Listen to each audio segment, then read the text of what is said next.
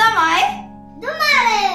ඉතින් මේ සින්දුවේ පද රචනය කරලා තියෙන්නේ පූජ්‍ය අත්තිරියේ පුණ්‍යරත්න ස්වාමින් වහන්සේ. ඔයගොල්ලෝ අපි හැමෝම දන්න පිටකවර සින්දුවේ පද රචනය කරලා තියෙන්නේ මේ ස්වාමින් වහන්සේම තමයි. ඉතින් මේ